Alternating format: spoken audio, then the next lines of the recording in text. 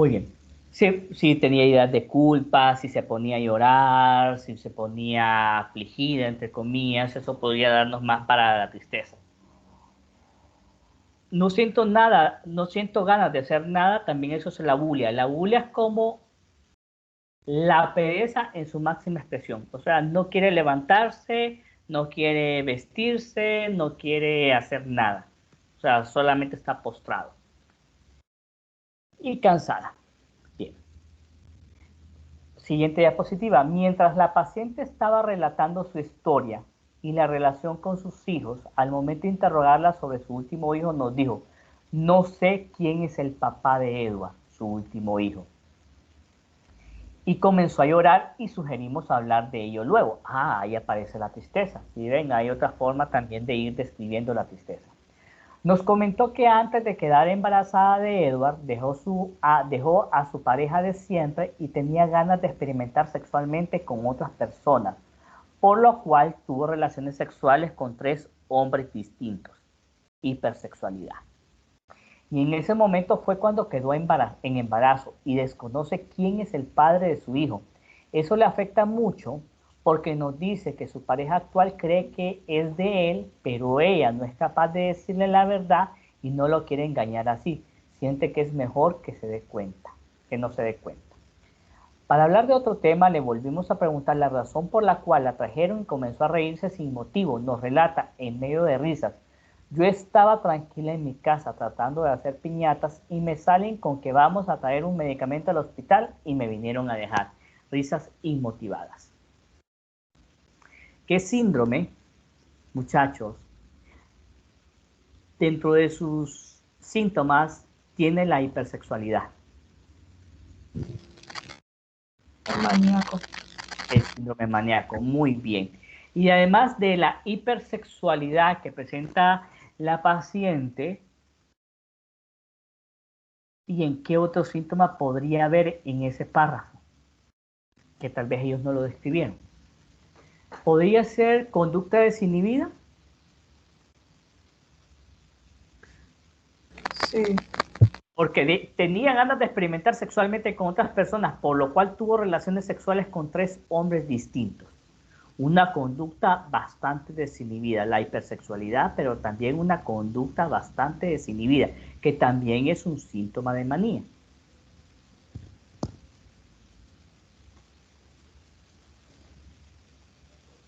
Sigue relatando: yo no sé qué me pasa, que siento que todo es mi culpa, no me explico. Hay veces que digo y me toco la cabeza y pienso: Dios mío, ¿qué es lo que me pasa? ¿Será que estoy loca? Siente que todo lo que le pasa es por culpa de ella. Dice que por descuidarse en el ámbito religioso no oraba y dejó de pensar en Dios, y por eso tomó los caminos equivocados y malas decisiones. Sentimientos de culpa o ideas de culpa sería aquí. La paciente se comienza a reír y decir que no está tan loca, e inmediatamente comienza a llorar y decir: pero yo sé que Jesucristo nos ama y eso no es malo. Él dio su vida por nosotros. La habilidad emocional. Le dimos su espacio y decidimos volver más tarde para seguir con la historia. Cuando volvimos estaba tranquila y mejor que la primera vez. Fue más colaboradora y nos comentó que mientras estaba agresiva sentía un olor desagradable como a putrefacción. Alucinaciones olfativas. ¿Alguien recuerda cuando vimos esto de la sensopercepción? ¿Cuál es la sospecha cuando tenemos cuando cuál es la sospecha en un paciente cuando tenemos alucinaciones gustativas o alucinaciones olfativas? ¿Alguien recuerda? Creo que era esquizofrenia. Podría estar acompañado con esquizofrenia, pero hay una enfermedad orgánica.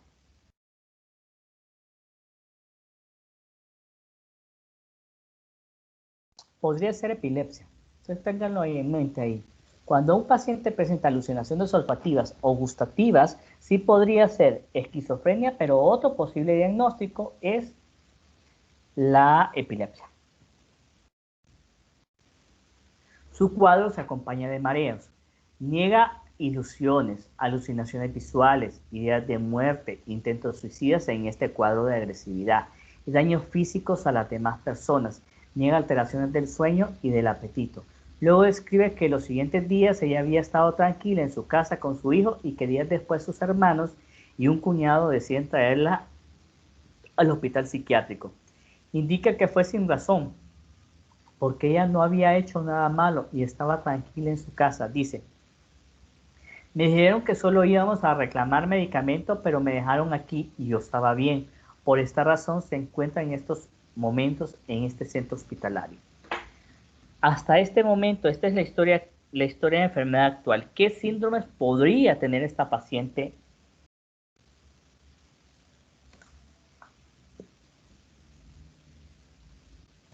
Un síndrome depresivo. Un síndrome depresivo que ese fue el que describió, pero también había otro síndrome por ahí. Bueno, hay 4 síndromes. Psicótico. Psicótico es uno, correcto, por las alucinaciones olfativas, la risa inmotivada. El maníaco. El maníaco por la conducta desinhibida, por la agresividad, por la hipersexualidad. ¿Y cuál otro? De agitación. El de agitación. Muy bien.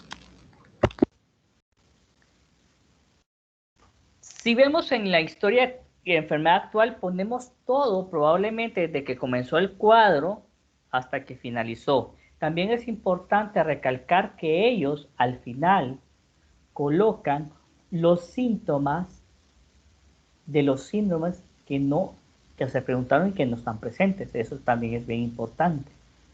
Datos importantes, así que vamos a poner abajo de la historia de enfermedad actual, vamos a poner datos importantes que podrían abonar y enriquecer la historia de enfermedad actual. Por ejemplo, dentro de los datos importantes, antecedentes de abuso sexual desde los 5 años de edad por un familiar lejano y actualmente está en una relación en la cual recibe abuso sexual, físico y verbal. Haciendo un paréntesis, uno de los factores que más va a provocar una vulnerabilidad mayor para desarrollar trastornos mentales son los abusos sexuales en cualquier etapa de la vida, independientemente si es hombre o es mujer. Pero en una etapa temprana es mucho más vulnerable el paciente para poder manejar este tipo de situaciones. Entonces ahí tenemos un factor de riesgo que es el abuso sexual desde los 5 años por un familiar lejano. Antecedentes de depresión postparto desde hace 8 años, presentándose en sus 3 embarazos. Tratada en el Hospital Colonial de Comayagua e internada hace 2 años en el Hospital Psiquiátrico Mario Mendoza, donde indica que la trataron con carbamazepina y olanzapina. Presentó cuadros de agresividad, en especial en contra de su madre, tristeza y abuso. Estos son datos que nos abonan al cuadro clínico del paciente. Otro paréntesis que tal vez ustedes no están para saberlo a este nivel, pero podría servirles más adelante en 5º año. La depresión postparto se asocia bastante con trastorno bipolar. Aunque una paciente no tenga cuadros de manía o de hipomanía anteriormente y desarrolle un cuadro depresivo postparto, nos alerta de que posiblemente esta paciente pueda tener un trastorno bipolar. Entonces hay que observarla por este trastorno. Antecedente de intento suicida, como otro dato importante, antecedente de intento suicida al ingerir varias de sus pastillas hace 5 años, con ideas de muerte y tristeza. Indica que tuvo ese intento porque se sentía demasiado triste y ya no quería vivir. No nos quiso especificar mucho acerca de ello. Desconoce quién es el padre de su último hijo, ya que tuvo relaciones con 3 hombres diferentes. Es un tema que le afecta bastante. Presenta la habilidad emocional al hablar de ello y llora con alta frecuencia. Al inicio no quiso hablar del tema, pero luego nos compartió que estuvo con 3 diferentes hombres para olvidar a quien hace llamar su novio. Tuvo un aborto a los 29 años e indica que le afectó bastante. Entonces, ahí tenemos los 4 síntomas, los síndromes que ustedes mencionan: síndrome depresivo, síndrome psicótico, síndrome de agitación y síndrome maníaco. Síndrome depresivo. Dentro de los síntomas positivos o presentes, mejor dicho, síntomas presentes dentro del síndrome depresivo de esta paciente tenemos la tristeza, anedonia y fatiga, falta de iniciativa, irritabilidad, aburrimiento y sentimiento de culpa. ¿Qué síntomas no estaban presentes en la paciente al momento cuando se le entrevistó? Aislamiento social, alteraciones del sueño y del apetito, ideas sobrevaloradas de culpa, que sí las tenía, vergüenza, ideas de minusvalía, sensación de incompetencia, ideas de muerte e ideación suicida. Dentro del síndrome psicótico, al momento de la entrevista presentaba risa inmotivada y alucinaciones olfativas. Con un solo síntoma psicótico hacemos un síndrome psicótico. ¿Qué síntomas no estaban presentes? Las ideas delirantes, la conducta alucinatoria, los soliloquios, la conducta inadecuada. Dentro del síndrome de agitación, la paciente presentaba agresividad verbal y agresividad física. No presentaba o no refirió inquietud motora, ni hiperactividad, ni fuga del entorno, ni verborrea. Y por último, como antecedente cercano a su ingreso, el cuadro maníaco con síntomas como la euforia, que no se ve dentro de la historia de enfermedad actual, pero la tienen aquí representada, la irritabilidad, la hipersexualidad y está ahí la conducta desinhibida. Dentro de los síntomas ausentes está la fuga de ideas, la grandiosidad o ideas de grandeza, la hiperactividad, la prodigalidad, la verborrea, el aumento de la vitalidad, la autoestima elevada y el aumento de la familiaridad. ¿Alguien recuerda qué es la prodigalidad?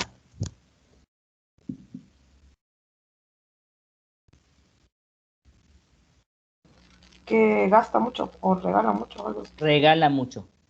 Correcto.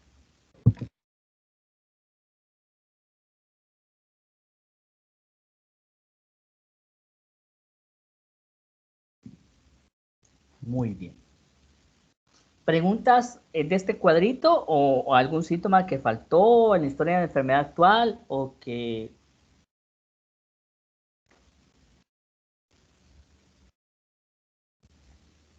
Esta es una de las tareas que ustedes van a hacer, chicos. Al final, ya en diciembre, yo necesito que me hagan un cuadro, así como está este, con los síntomas, con los síndromes y cada síndrome con sus síntomas. Y otro cuadrito donde aparezca apartado del examen mental con las pruebas que se van a realizar. ¿De acuerdo? Esa sería como una de las últimas tareas que me van a presentar. La línea de vida que abona, que suma a toda la historia que prácticamente se resumen de la vida de esta paciente. Línea de vida, la paciente nace el 22 de julio del 80 en el Hospital Escuela en Tegucigalpa. Importante recalcar aquí, en el nacimiento, si fue un hijo deseado o no deseado. En la línea de vida van a ir todos aquellos factores o datos de importancia que puedan servir como factor protector o como factor de vulnerabilidad para desarrollar la enfermedad mental que describe el paciente. 1985. La paciente relata que a los 5 años un pariente lejano abusó sexualmente de ella. Su madre la deja en Comayagua para que viva con su tía mientras que ella va a trabajar a Tegucigalpa. Primer dato. 1989. La madre de la paciente regresa a Comayagua a vivir con ella. 1990. La paciente relata que a sus 10 años su mamá tuvo que ir a la escuela a resolver un problema que tuvo a esta misma edad. 1998. 18 años. La paciente termina su colegio y comienza a trabajar. 2008. A los 28 años. Comienza la relación con su actual pareja, de la cual recibe abuso físico y sexual. 2009. La paciente nos comenta que a los 29 años tuvo un aborto y le afectó bastante. 2010. Nace su primer hijo, Daniel. A los pocos meses comienza a presentar conducta normal y la llevan al Hospital Colonial de Comayagua, donde le diagnostican depresión postparto. 2015. Nace su segundo hijo, Nehemías. Meses después Es traída al hospital por un intento de suicidio. La paciente aquí internada por un mes. 2018, tiene relaciones sexuales con 3 personas diferentes para olvidar a su actual pareja, pero vuelve con él y queda en embarazo. Nace su tercer hijo, Edward, pero desconoce quién es el verdadero padre de su hijo. 2019, su madre le dice que se irá a Estados Unidos a vivir. Un día antes que su madre se vaya, tiene un altercado con ella por un celular, el cual hace que tenga una conducta agresiva. 2 semanas después de este evento, los hermanos pues la deciden ingresar al hospital. En la línea de vida vamos a poner todos aquellos factores que puedan descompensar o causar una crisis en la paciente. Funciones orgánicas, pues no nos vamos a detener, en el IOAS tampoco nos vamos a detener. Antecedentes familiares. ¿Qué hay dentro de los antecedentes familiares? Paciente procedente de un hogar desintegrado, ya que su padre falleció cuando ella era de corta edad y afirma nunca haberlo conocido. Pero relata que su madre tuvo varias parejas. Tiene 5 hermanos, todos de diferentes parejas, siendo ella la segunda hija de su madre. Niega historia de consumo de drogas o de violencia en la familia de origen. Aquí tenemos resumidito toda la dinámica familiar. Padre, falleció cuando ella estaba pequeña, nunca lo conoció y no sabe nada de él. La madre nos indica que tiene una buena relación con su madre, pero que siente que tiene algo pendiente que resolver. Desde que estaba pequeña, la mamá vivía en Tegucigalpa por su trabajo, en la lavandería del hospital escuela, y la paciente vivía en Comayagua con su tía y sus hermanas. Hasta que ella cumplió 9 años, su madre regresó a Comayagua con ellas. Estuvo con varias parejas y tuvo 5 hijos más, cada uno de diferente pareja. Actualmente es ama de casa. Hace poco se fue a Estados Unidos a buscar trabajo y a vivir con una de sus hijas, ya que le dijeron que ella podía tener una mejor vida. Niega enfermedades orgánicas o psiquiátricas en la madre. Hermanos. Primera hermana, la hermana mayor, Rosa, de 43 años, refiere que tiene una buena relación, trabaja en Estados Unidos. Hace mucho tiempo que no se ven. Nos dice que la hermana le decía que su esposo la maltrataba físicamente y se tuvo que separar de él y ahora vive con una nueva pareja. Niega enfermedades orgánicas o psiquiátricas. Segunda hermana, Gabriela, 30 años. Es casada y tiene 3 hijos. Trabaja en un negocio propio. La relación con ella es un poco distante, ya que nos indica que sus personalidades chocan mucho y siempre están en conflicto. Nunca están de acuerdo la una con la otra, pero indica que quisiera ser como ella y tener su propio negocio. Niega enfermedades orgánicas o psiquiátricas. Tercera hermana, Alejandra, de 26 años. Es casada y no tiene hijos. Trabaja en unas empresas. No sabía muchos detalles sobre ella. La relación con ella es un poco distante también. La paciente nos cuenta que Alejandra siempre tiende a agarrarle las cosas sin permiso y eso la molesta mucho. Entonces la mayoría de las veces están en conflicto. El esposo fue uno de los que trajo a la paciente al hospital. Niega enfermedades orgánicas o psiquiátricas. Cuarto hermano, Peter, 25 años, es motorista, tiene una novia y un hijo. La paciente nos refiere que mantiene una buena relación con él y es raro que tengan problemas. Niega enfermedades orgánicas o psiquiátricas. Y el quinto hermano, David, de 24 años, vive en Cortés, no recuerda con muchos detalles sobre su trabajo, es casado y tiene historia de abuso y maltrato físico hacia su esposa. Ella nos detalla que es agresivo y que una vez la agredió a ella por querer defender a su mamá cuando la paciente estaba agresiva con ella, pero indica que a pesar de todo mantienen buena relación. Niega enfermedades orgánicas o psiquiátricas. Vida marital, a los 28 años, bueno, acá. ¿Cuáles son los datos que me interesan a mí desarrollar en antecedentes familiares? Vamos a ver, repasando.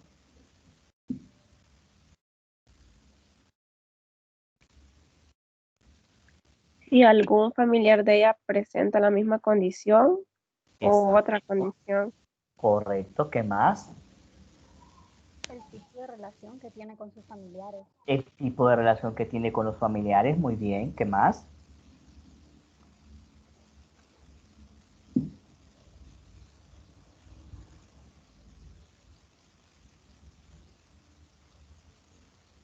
¿Qué más? Vamos a ver. ¿Qué otras cosas vieron ahí en la narración?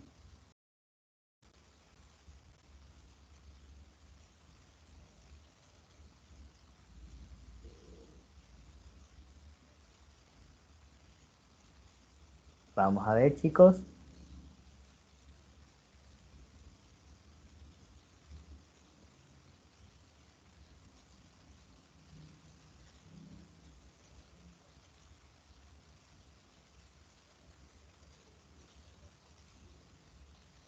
¿Qué necesito saber yo? Bueno, si viene de un hogar integrado o desintegrado. Si hay historia dentro de ese núcleo familiar, si es desintegrado o integrado y por qué la desintegración. ¿A qué edad tenía el paciente cuando sus padres se separaron y cuál fue el motivo? Interesa saber si hay violencia intrafamiliar, si hay maltrato, si hay abuso de alcohol o de drogas. ¿Cuántos hermanos son? ¿Qué lugar ocupa dentro de esos hermanos este paciente en particular? Y después de esto, describir cada uno de los miembros. ¿Qué me interesa a mí de cada uno de los miembros?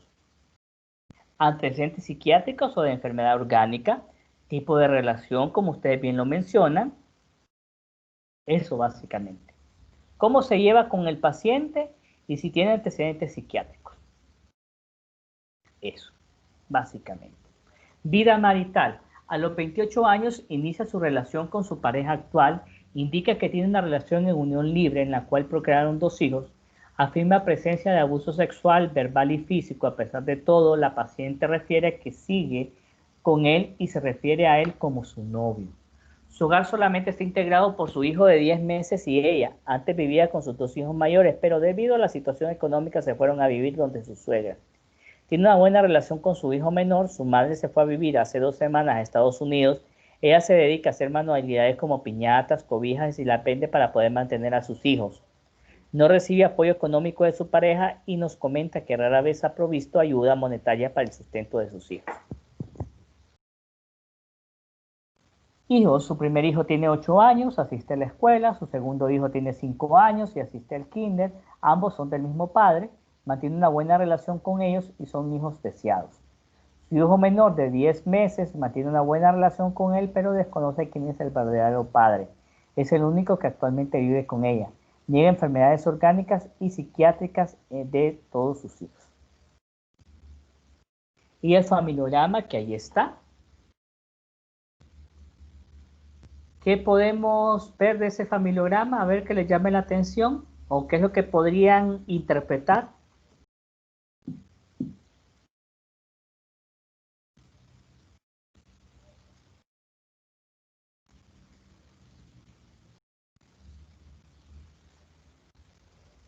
¿Qué símbolo es el que está entre el 8, entre el varón de 8 años y el de 5?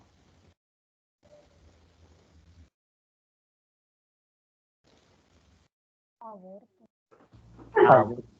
Ok, muy bien. ¿Esta línea qué representa? Separación. Separación, correcto. Y esto, El paciente clave. el paciente índice, correcto. Y esta X dentro del Que falleció. No, que falleció, correcto. ¿Y cómo representaríamos, ya la última pregunta del familiograma, cómo representaríamos un paciente que consume drogas?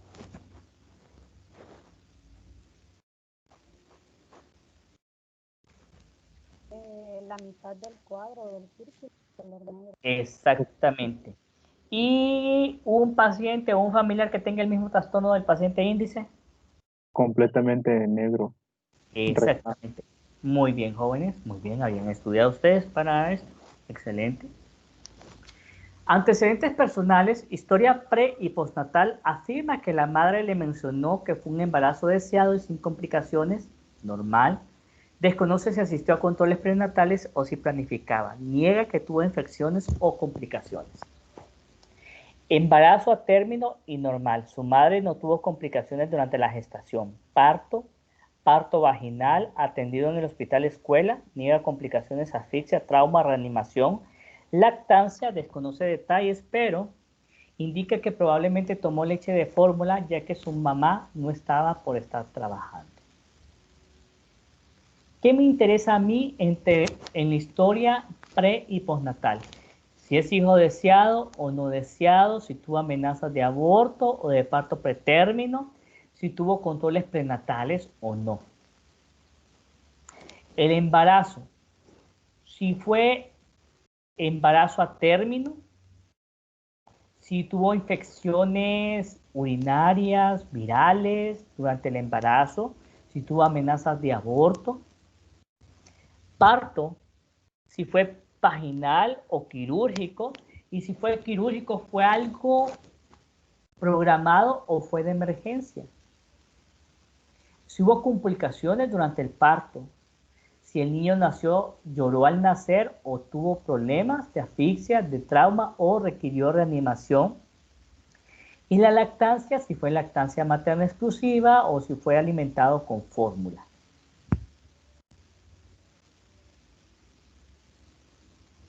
Eso.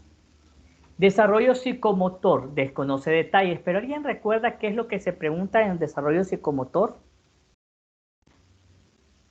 ¿A qué edad gateó, caminó, habló? Exactamente. O sea, desarrollo psicomotor es lo normalito. A qué edad sostuvo la cabeza, a qué edad gateó, a qué edad hizo su caminar, a qué edad empezó a decir sus primeras palabras. Desarrollo psicomotor es lo normal. Rasgos del desarrollo del niño. ¿Qué cosas irían en rasgos del desarrollo del niño, que sería lo anormal?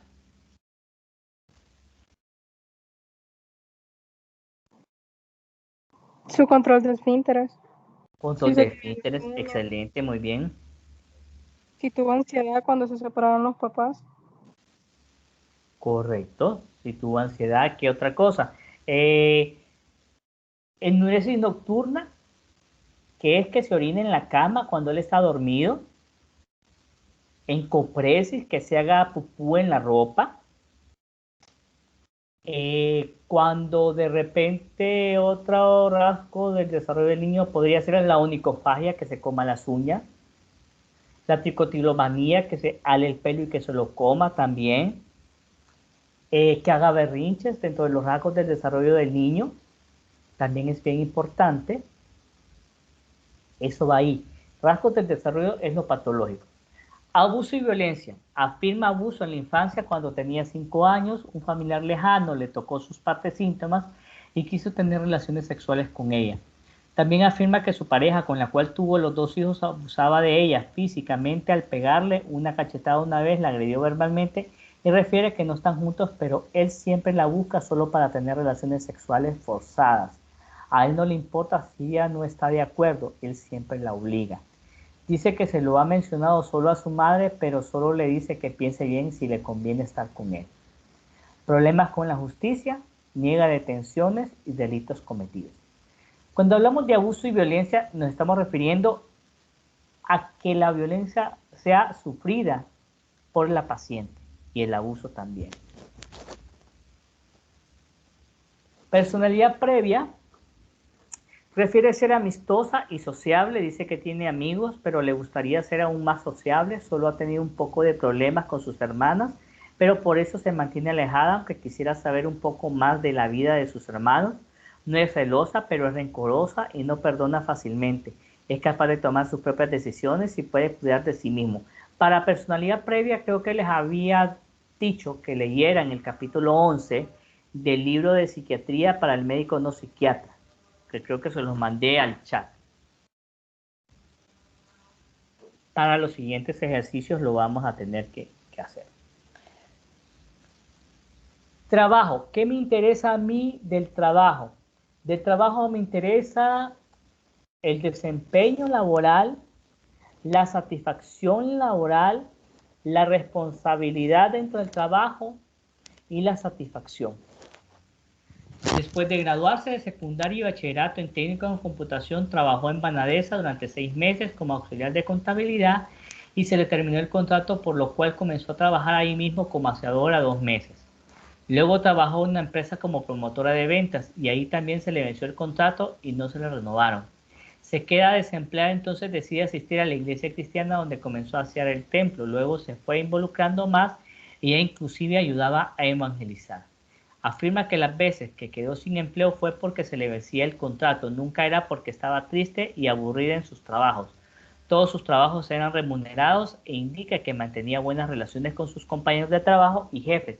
Niega problemas en su ámbito de trabajo. También es importante en lo del trabajo las relaciones con los jefes y con sus compañeros. Si es una persona que se lleva bien o que tiene muchos conflictos o peleas. ¿Por qué dejó de trabajar? Si es porque tiene problemas de carácter y que más bien no le renuevan el contrato porque molesta mucho y es incómoda, o porque se le cancelan el contrato. ¿Vamos bien hasta ahí, chicos?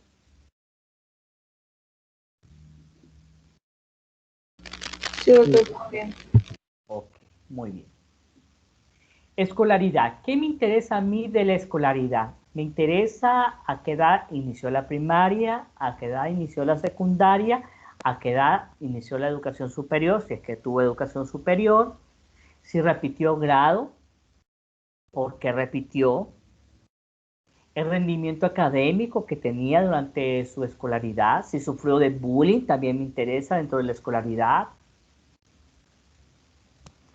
la relación con sus profesores y con sus compañeros. Escolaridad. Asistió a la escuela y al colegio en Comayagua, desconoce las edades de inicio y de finalización de sus estudios. Luego ingresó a la universidad y comenzó a estudiar informática administrativa. Solo pasó 3 clases generales, pero no le gustó mucho y decidió abandonar la universidad. Indica que tenía una buena relación con sus compañeros y profesores, con conductas adecuadas y que su rendimiento académico era regular. Hábitos. Con hábitos es lo patológico, consumo de alcohol o consumo de drogas. Afirma el consumo de alcohol, especialmente vino, pero lo relaciona con su estado de ánimo. Indica que solo le toma para olvidar las penas y es esporádico, como una vez cada 2 meses. Se toma incluso una botella ya sola, no cumple con los criterios de dependencia del alcohol de 6 y 10. Que ese síndrome también ustedes lo tienen, que deben de agregarlo al cuadrito. Muy bien. Historia ginecostétrica, ese es un apartado que ustedes ya manejan bien de la historia clínica y que no nos vamos a detener. Antecedentes médicos no psiquiátricos también y antecedentes psiquiátricos, pues prácticamente ya lo mencionamos y aquí vamos a poner cuántas veces visitó al psiquiatra él o ella, si estuvo internada, cuánto tiempo estuvo internada, qué tipo de crisis fueron las que provocaron el internamiento, tipo de tratamiento que recibió, si ha tenido buena adherencia al tratamiento o lo abandonó. Antecedentes familiares médicos psiquiátricos, antecedentes familiares no psiquiátricos, el examen físico, que ahí está, no nos vamos a detener, el examen neurológico, el sistema motor. Bien, ¿alguien me puede decir cuáles son los apartados? Tal vez no todos se lo sabe, pero que me pueda decir los apartados del examen mental.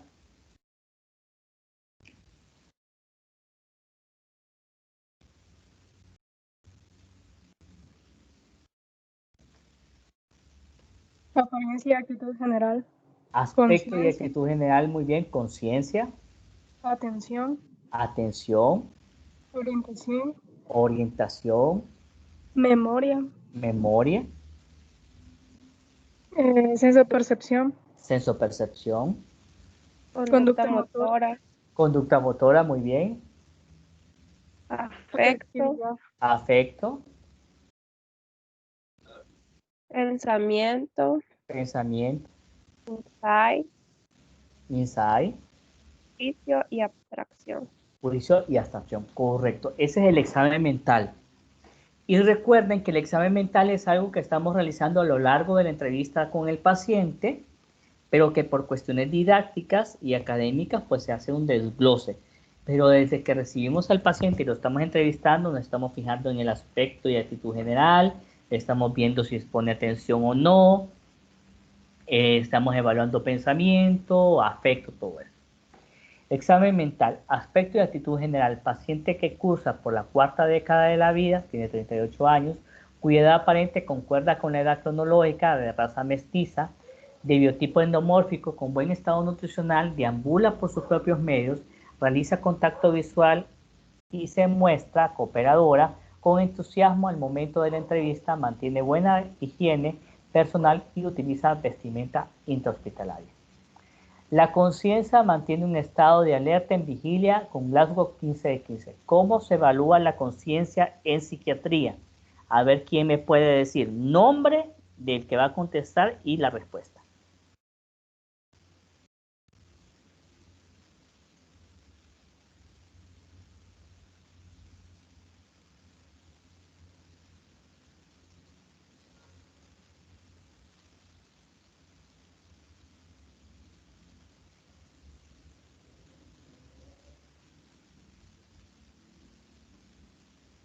Hola.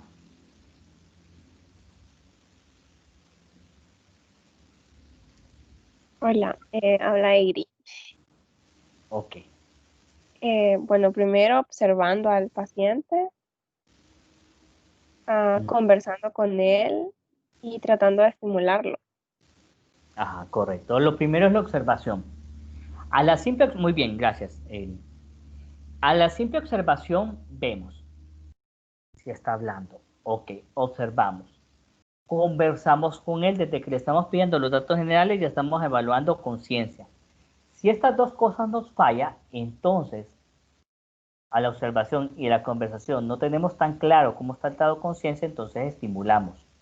Y si con la estimulación no hay respuesta, entonces ahí nos vamos a los signos vitales y a los reflejos. Muy bien. Atención.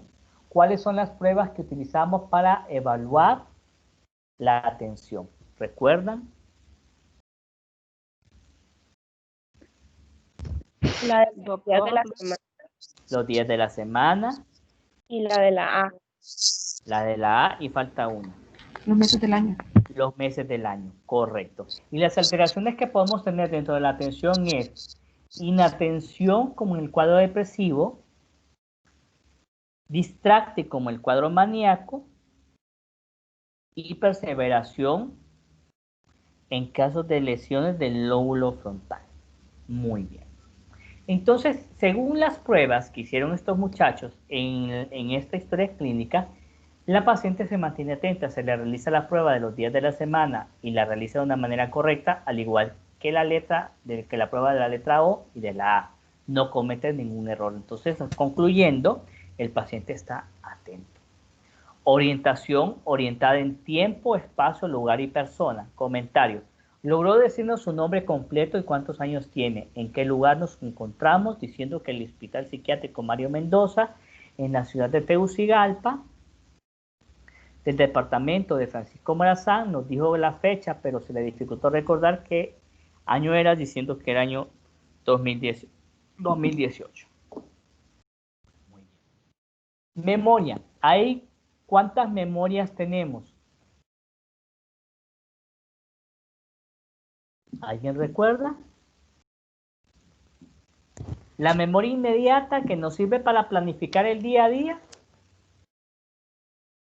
que está en el lóbulo frontal. La que nos sirve para aprendernos un número, un nombre. La semántica. La memoria de trabajo, muy bien. La semántica va más adelante. La memoria de trabajo es la que nos sirve para planificar, para organizar nuestro día a día. Está en el lóbulo frontal. La memoria episódica, almacenamos la información importante. Mi primer beso, el nombre de mi primera la profesora de primer grado, la fecha de matrimonio, el cumpleaños de mi novio, de mi novia, eso. La memoria semántica, la memoria episódica está en la región medial del lóbulo temporal. La memoria semántica es la memoria a largo plazo. Aquí almacenamos información como dosis de medicamentos, como departamentos y cabeceras departamentales del país.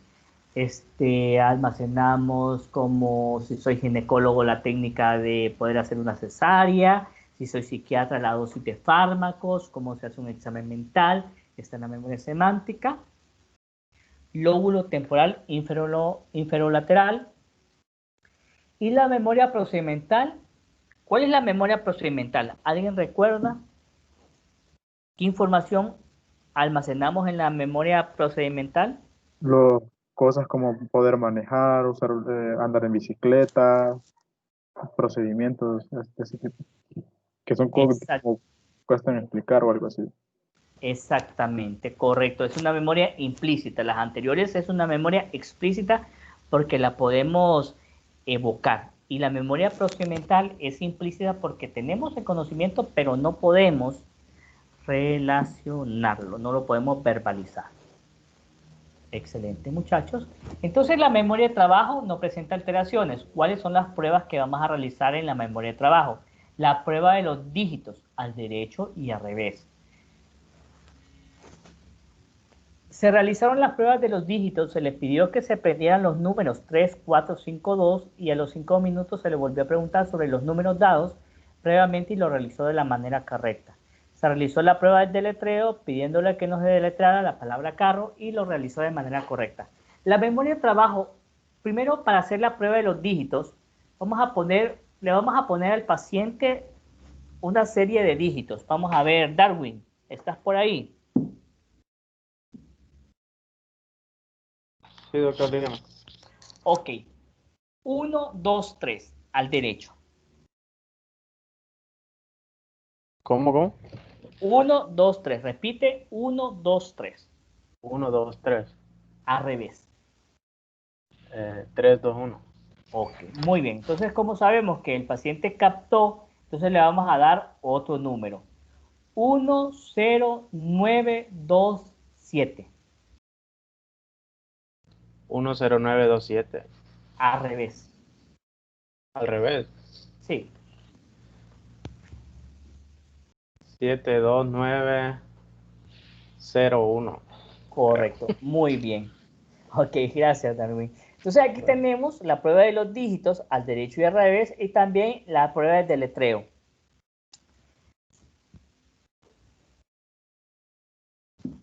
Hermes, ¿estás por ahí? Sí, doctor. Ok. Deletréame la palabra aro. Aro. ¿El derecho? Al derecho. A-R-O. Al revés. O-R-A. Muy bien. Ahora deletréame la palabra carreta. Carreta. C-A-R-R-E-T-A. Al revés. A-T-E-R-R-A-C. Muy bien, correcto, muy bien. Entonces ahí estamos viendo la memoria de trabajo, que está bien en el paciente. La memoria episódica, la vamos a preguntar si tenemos alguien que nos comparta. Vamos a ver quién me quiere compartir el nombre de su primera novia o primer novio.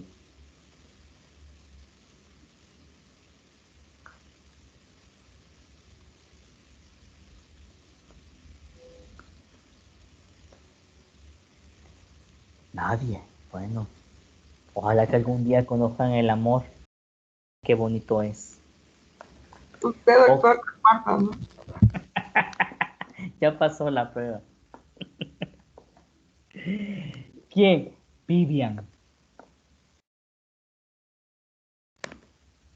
Mi eterno amor secreto y comienza a llorar acá. Ok, Vivian es psicóloga, vive en San Pedro Sula, está casada y tiene una hermosa hija. Allá les solté la prenda. Muy bien. Memoria semántica. En la memoria semántica vamos a guardar toda la información que consideramos importante. Nos dio datos correctos a preguntarle sobre la cabecera departamental de Francisco Morazán, el presidente actual del país y los dos anteriores, etc. Memoria procedimental. Vamos a hacer la memoria procedimental siempre y cuando creamos, ya sea por narración de los familiares o por historia clínica, que el paciente tiene alteración de la memoria procedimental. Si tuvo una habilidad y la perdió. Muy bien. ¿Dónde está la memoria proximental? En el cerebelo y en los ganglios basales. Sensopercepción, las sensaciones y las percepciones. Las sensaciones solo llegan a través de los sentidos y no son interpretadas ni son analizadas. La percepción es el análisis y la interpretación de las sensaciones que nos llegan a través de los sentidos. Las ilusiones refieren no tener ilusiones. Si un paciente presenta ilusiones visuales, que es la distorsión de un objeto real, entonces probablemente tenga una cuestión orgánica. Las alucinaciones están relacionadas con los sentidos, alucinaciones táctiles, alucinaciones olfativas, gustativas, auditivas y visuales. La paciente refiere tener alucinaciones olfativas, cacosmia, pero niega alucinaciones visuales, auditivas, gustativas, táctiles, sinestésicas e hípnicas. ¿Cuáles son las únicas alucinaciones normales en el ser humano? Las hípnicas. Las hípnicas, correcto, muchachos. Que eso es cuando nos vamos quedando dormidos o nos vamos despertando, que de repente escuchamos cómo nos llaman, cómo nos mueven, cómo nos podemos caer de la cama. Comentarios. Siempre cada uno de los apartados debe tener un comentario. La paciente refiere percibir olores que suelen ser desagradables como algo podrido o descompuesto cuando está agresiva y ella sabe que no hay nada cerca de que huela de esa manera. Conducta motora. ¿Cómo se evalúa conducta motora? Mímica facial, mímica motora general y comportamientos especiales. No presenta alteraciones en la conducta motora. La paciente en ningún momento, al momento de la entrevista, presentó agitación, hiperactividad, manerismos, ecopraxia, ecolalia, etc. Afectividad. Presenta depresión, la paciente con presencia de la habilidad emocional, habían temas sobre sus hijos o la partida de su madre que le ponían muy triste, comenzaba a llorar con facilidad, pero también presenta risas inmotivadas, presenta un afecto inapropiado. Bien. También aquí en la afectividad vamos a ver la mímica facial, la postura, el tono de voz, la velocidad de la voz. El pensamiento, valoramos forma, curso, contenido y control. La forma, el paciente es coherente y lógico.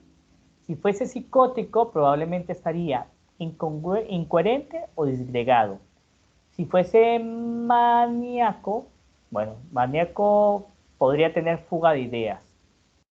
Si fuese depresivo, pues no había tanto alteración en la forma del pensamiento. La forma del pensamiento se altera en los pacientes con esquizofrenia y en pacientes con afasias.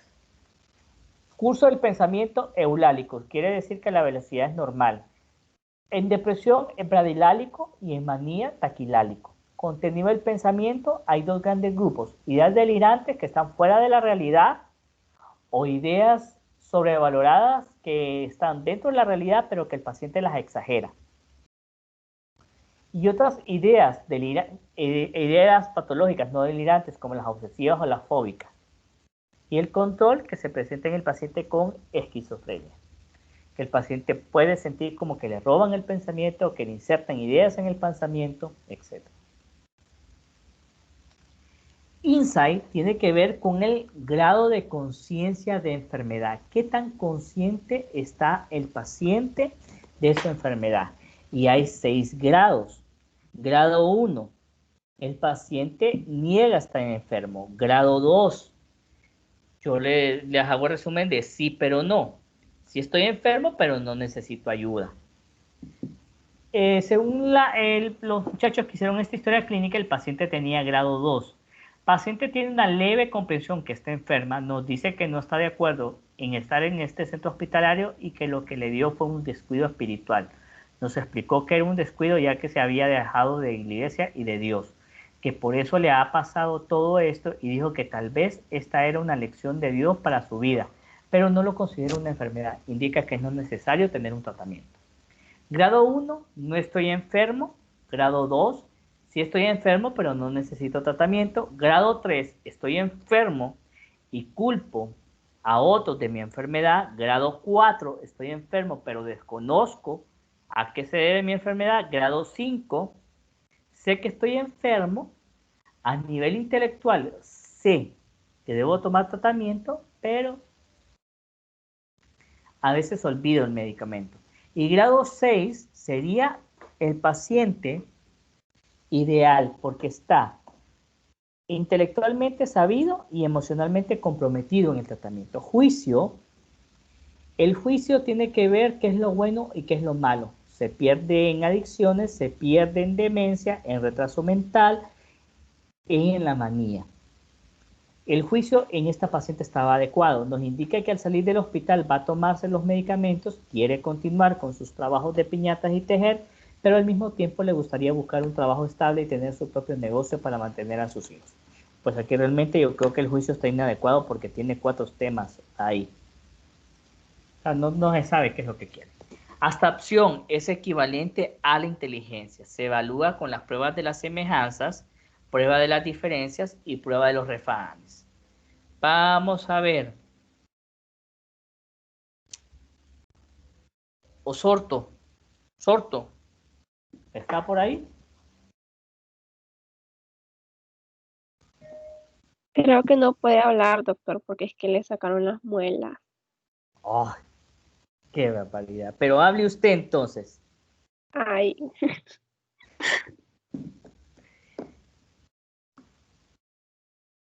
Vamos a ver, ¿qué significa este dicho? Árbol que nace torcido, nunca su rama endereza. mm, que, que no sé, que una persona puede tener algo que nunca va a cambiar o algo así. Sí, está bien. Muy bien. Otro.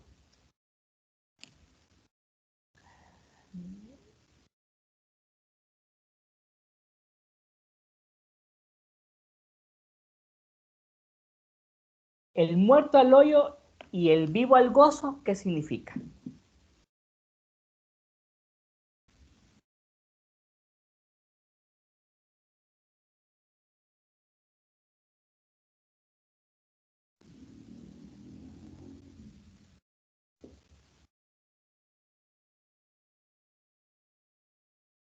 Hola. No lo había escuchado, doctor, pero pues yo entiendo que significa como que cada quien a lo suyo.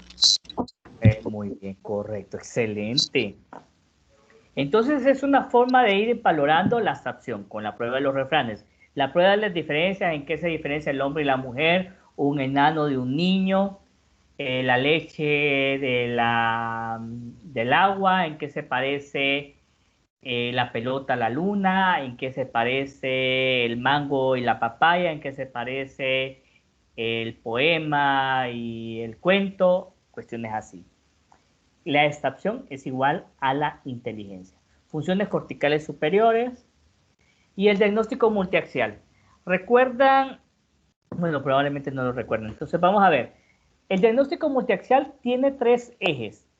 Eje 1, eje 2 y eje 3. El eje 1 tiene 3 subdivisiones. Eje 1A. Aquí se van a poner los síndromes psiquiátricos que el paciente adolece. En este caso sería, en el eje 1A de esta paciente, ¿qué síndromes tiene? Eje 1A, los síndromes psiquiátricos. Síndrome maníaco, síndrome psicótico, síndrome de agitación y síndrome depresivo. Eje 1B. En el eje 1B va si el paciente tiene retraso o discapacidad intelectual o tiene trastorno de personalidad. En este caso en particular no tenemos a ciencia cierta conocimiento. Entonces, eje 1B no presenta trastornos de personalidad ni discapacidad intelectual. Eje 1C, las enfermedades médicas no psiquiátricas que el paciente presenta. No presenta enfermedades médicas no psiquiátricas. Eje 2, niveles de funcionamiento. Personal, disfunción obvia de la calidad personal y supervivencia, 2 de 6. Socialización, disfunción obvia del funcionamiento en otros desempeños, 2 de 6. Familiar, disfunción severa del funcionamiento e interacción con la familia, 3 de 6. ¿Por qué? Porque dejó a su esposo y tuvo relaciones sexuales aparentemente con 3 hombres, también porque intentó agredir a su mamá. Eso es una disfunción grave o severa, o máxima podría ser, dependiendo de dónde se vea. Ahí. Y el eje 3, ¿qué vamos a poner en el eje 3, muchachos? ¿Alguien recuerda? Los estresores. Los estresores, muy bien. Entonces los estresores, eje 3, factores ambientales y circunstanciales.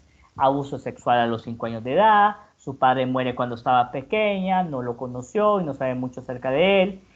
Estuvo separada de su madre hasta los 9 años de edad por cuestión del trabajo y vivía con sus hermanas y tías.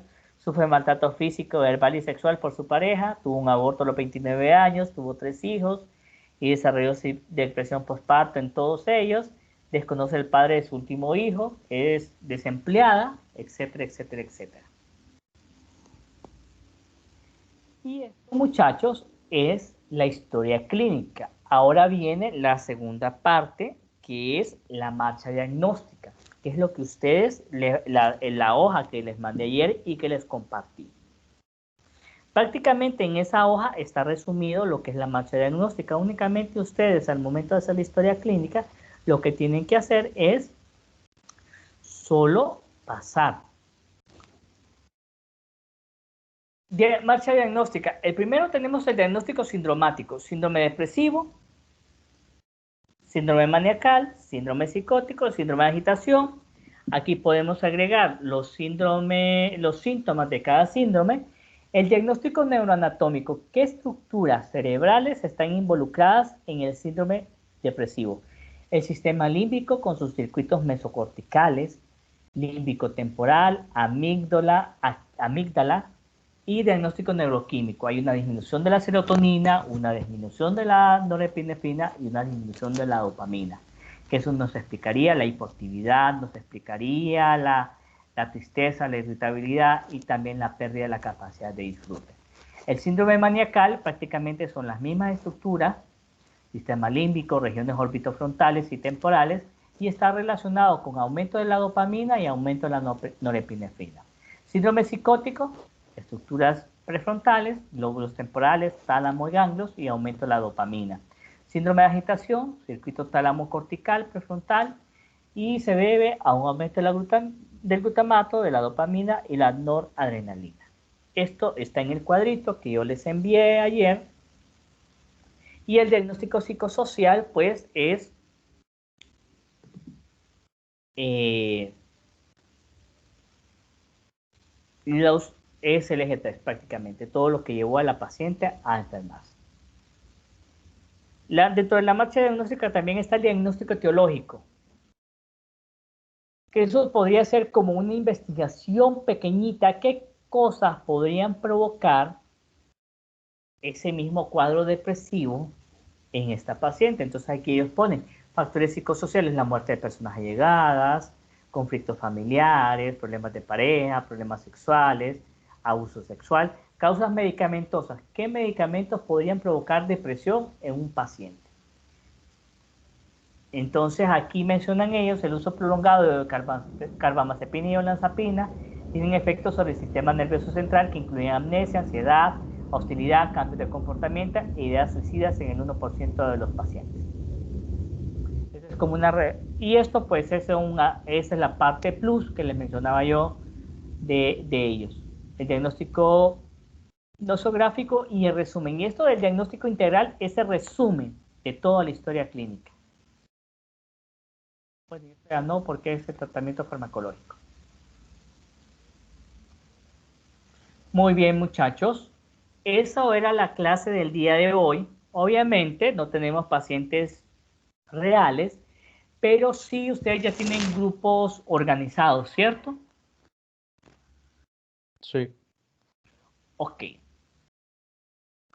Voy a organizar el viernes. ¿Estarían dispuestos a hacer esa prueba oral el próximo viernes, este viernes que viene?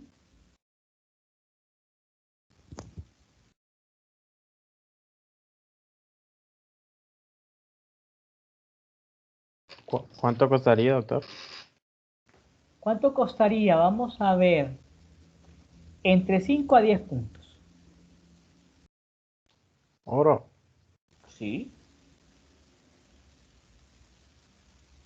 Doctor, puede ser el martes mejor. Es que algunos tenemos fármaco el jueves y se me el viernes. Otra vez lo vamos a posponer, Nicole. Es que hay El demasiados martes me exámenes, parece doctor. bien. ¿Ah? Yo tengo los dos el jueves. Ok, muy bien. El martes próximo, pero sí necesitamos una actividad para este viernes. La actividad por grupos, por favor, mándenme al chat un coordinador de cada grupo y a cada grupo yo le voy a asignar una película que quiero que vean y de esa película van a hacer la historia clínica completa, así como yo se la estoy presentando. ¿De acuerdo? ¿Qué- De acuerdo. Ok, muy bien. ¿Qué vamos a hacer?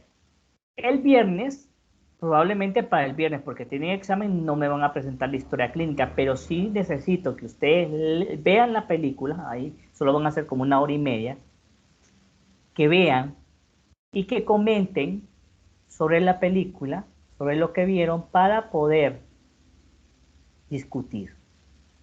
Así como que si estuviéramos discutiendo sobre un paciente. ¿De acuerdo? Sí, doctor. Ok, muy bien, muchachos. Por favor, el viernes nos conectamos, probablemente siempre a la 1:30. Entonces me esperan. Y el martes próximo sí va a ser un examen oral. Ahí se peinan, se perfuman, se arreglan, porque yo necesito verles la cara al momento de estarles preguntando. Y no van a ser preguntas tan feas como las de Galeas, pero van a ser punto intermedio. A modo de que ese sea como el examen. Van a hacer un examen en la plataforma, sí. Pero la idea es que cuando hagan ese examen de la plataforma ya llevan el contenido. Así que, muchachos, nos vemos el viernes, si Dios así lo permite, con la discusión de las películas y para que ustedes después desarrollen las historias clínicas y las presenten. Y ese va a ser como el trabajo final. Sí, doctor. Ok, muy bien. Entonces nos estamos viendo el próximo viernes. Me avisan en el transcurso de la tarde, coordinador, grupo número tal y coordinador, para ahí asignarles la película que quiero que vean y que vayan desarrollando la historia clínica. Doctor, en nuestro caso, en mi grupo, Carol y yo vamos con Diana. Ajá. Entonces, si ella no se comunica, Yo espero que se comunique, realmente yo espero que se comunique. Si no, o sea, si no, porque son dos. ¿Cuántos grupos hay? 4. Chicos, no son 4 recuerdo. grupos, Pues. ¿verdad? Sí, ¿verdad? Entonces, Darwin, si Diana no se comunica, que yo espero que se comunique, si no, ustedes dos se van a separar y se van a agregar a uno de los otros grupos. Eso lo van a ver 3 para que presenten esta última historia. No Ok. es lo ideal, pero realmente, pues, la idea es que por lo menos tengan esas herramientas. Lo ideal sería Ok, entrevistar a un paciente. O también podríamos hacer algo. Con Nicole teníamos que, Nicole me iba a entrevistar a mí como paciente, entonces yo podría también el viernes hacer un otro sociodrama como el que hicimos con Carol para que hagan, ustedes me avisan qué es lo que quieren, o la película o que yo les haga el show aquí junto con Nicole. Para eso Nicole tiene que estudiar todo lo que es la historia clínica y los síndromes para que no venga, ¿verdad, Nicole? Y doctor. Ok, muy bien. Entonces, chicos, ahí me avisan si quieren la película o para este viernes. Así, bueno, la película va a ser asignada el viernes, a partir de hoy, para que la vean. El viernes o yo soy el sociodrama o hago el sociodrama del paciente o discutimos la película, lo que ustedes elijan. Pero sí mándenme el coordinador y el número de grupo. Ok, doctor. Ok, muy bien, chicos, que les vaya bien. Me alegro verlos, tenerlos por acá. Y si pueden comunicarse con Diana para que ya salgamos de duda. Ojalá que ella esté bien. Listo. Ya, ya. Ok, doctor, hasta luego. Un gusto. Bueno, doctor. Nos vemos. Gracias.